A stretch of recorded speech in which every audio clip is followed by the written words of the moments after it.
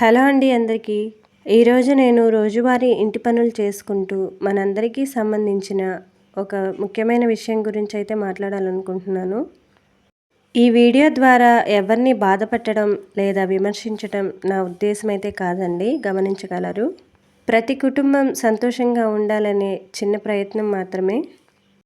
అసలు నేను మాట్లాడబోయే విషయం ఏంటంటే మద్యపానం గురించండి. ఈ మద్యపానం అనే అలవాటు కొంతమందికి సరదాగా అయితే మొదలవుతుందండి. అలా మొదలైన అలవాటు కొంతకాలానికి వ్యసనంగా మారిపోతుందండి. ఆ తర్వాత ఒక మనిషి మాత్రమే కాదు, మొత్తం ఆ కుటుంబం ఆ బాధను మోయాల్సి ఉంటుందండి. ఒక ఇంట్లో భర్త సంపాదించిన డబ్బు ఇంటి అవసరాలకు, పిల్లల చదువుకు, అలాగే కుటుంబ భవిష్యత్తుకు ఉపయోగపడాలి.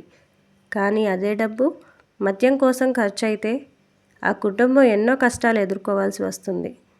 చాలామంది మహిళలు తమ బాధను బయటకు చెప్పుకోలేరండి. ఇంటి ఖర్చులు ఎలా నెట్టుకురావాలి, పిల్లల చదువు ఎలా కొనసాగించాలి, అసలు రేపటి రోజు ఎలా గడుస్తుంది అనే ఆలోచనలతో జీవిస్తుంటారండి. అలా ఆలోచించి ఒత్తిడికైతే గురవుతూ ఉంటారండి ఇంట్లో ఆడవాళ్ళు. ఆడవాళ్లే కాదండి, పిల్లలు కూడా చాలా బాధపడతారు. ఇంట్లో ఎప్పుడూ గొడవలు, అరుపులు ఉంటే వారి చిన్న మనసులపై చాలా ప్రభావం పడుతుందండి.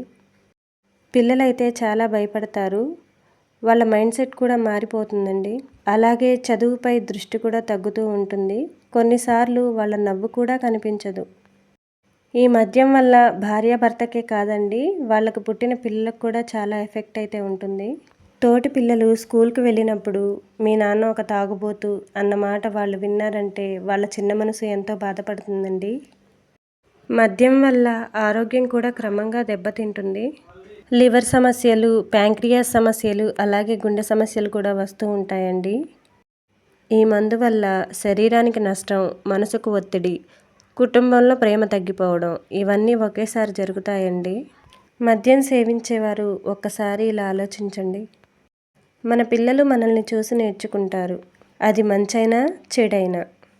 మనం వారికి మంచి అలవాట్లు నేర్పాలంటే ముందుగా మనమే మంచి ఉదాహరణ కావాలండి. దీని గురించి నేను ఒకసారి విన్న కథ అయితే మీకు చెప్తాను, వినండి. ఒక కుటుంబంలో భార్య భర్త, అలాగే వాళ్ళకి 2 మగపిల్లలైతే ఉంటారు. ఆ భర్త ఎప్పుడూ కూడా ఇంట్లో పరిస్థితులు ఏమీ పట్టించుకోకుండా ఎప్పుడూ తాగి వస్తూ ఉండేవాడండి. భర్త అలా పట్టించుకోకపోవడంతో తన పిల్లల్ని తనే ఎలాగోలా పోషించుకోవాలని చెప్పేసి ఆ భార్య ఒక ఇంట్లో పనికైతే కుదురుతుందండి.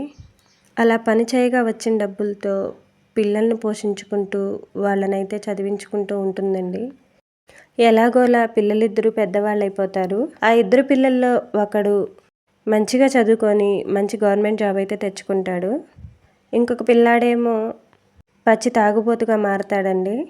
వీళ్ళ కుటుంబాన్ని ఎప్పటి నుంచో గమనిస్తున్న ఒక అతనైతే వాళ్ళ ఇంటికి వచ్చి ముందుగా గవర్నమెంట్ జాబ్ తెచ్చుకున్న అతన్నైతే అడుగుతాడండి. అది ఏమనంటే, చిన్నప్పటి నుంచి మీ కుటుంబ పరిస్థితులు ఏమీ బాగలేదు కదా, నువ్వు ఇంత బాగా చదివి ఎలా గవర్నమెంట్ జాబ్ సంపాదించగలిగావు అని అడుగుతాడండి.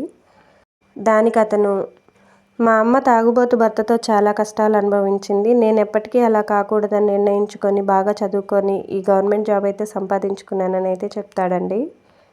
ఆ పెద్దాయన ఇంకొక పిల్లాడిని కూడా అడుగుతాడండి. నీ తమ్ముడు బాగానే చదువుకొని మంచి జాబ్ అయితే సంపాదించాడు, మరి నువ్వెందుకు పచ్చి తాగుబోతులా మారావని అయితే అడుగుతాడు.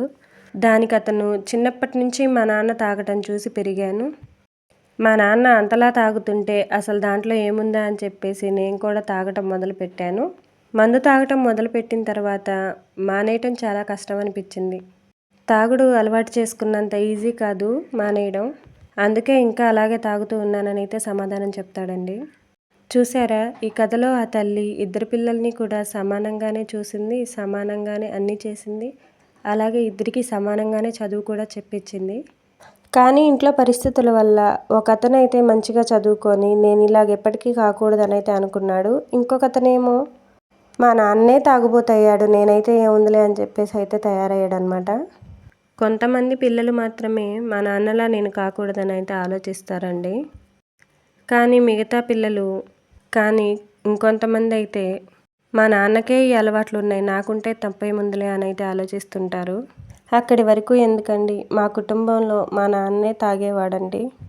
తాగొద్దని చెప్పి మా అమ్మ ఎంత మొత్తుకున్నా వినేవాడు కాదండి. అలాగని మా అమ్మని ఏమి ఇబ్బంది పెట్టేవాడు కాదు, మమ్మల్ని ఏమి ఇబ్బంది పెట్టేవాడు కాదు. మద్యం తాగి అన్నం తినకుండా అలా పడుకొని పోయేవాడు.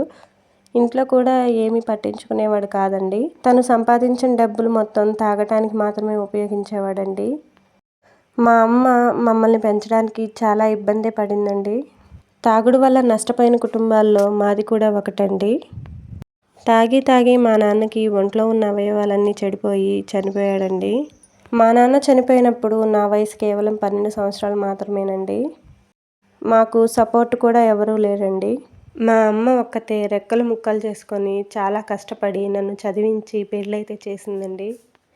మా కుటుంబం లాగానే ఇవాళ ఎన్నో కుటుంబాలు మద్యపానం వల్ల చాలా ఇబ్బందులు పడుతున్నారండి. అలాగని మద్యం తాగే వాళ్ళందరూ కుటుంబాన్ని పట్టించుకోకుండా వదిలేస్తున్నారని అయితే నేను అనడం లేదండి. ఎప్పుడో ఒకసారి మద్యం తాగుతూ కుటుంబాన్ని సంతోషంగా ఉంచేవాళ్ళు ఉన్నారు. అలాగే తెచ్చిన రూపాయి తెచ్చినట్టు మద్యానికే ఖర్చు పెట్టే వాళ్ళు కూడా ఉన్నారండి. అలా ఖర్చు పెట్టే వాళ్ళ గురించే నేను మాట్లాడుతున్నాను. ఇలా మందే సర్వస్వంగా బతికే వాళ్ళకి ఎంత చెప్పినా కూడా చెవికైతే ఎక్కదండి. కానీ ఒక్కసారి ఆలోచించండి. మద్యం తాగి ఇంటికి రావడం కంటే అదే డబ్బుతో పిల్లలకు ఒక పుస్తకం కొనిస్తే వారి భవిష్యత్తు మారుతుంది.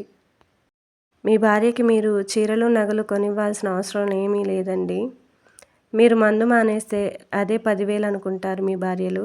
మీరు మందుకు ఖర్చు పెట్టే డబ్బులతో ఇంటికి కావాల్సిన సరుకులు తీసుకొని వస్తే కుటుంబం మొత్తం సంతోషంగా అయితే ఉంటుందండి.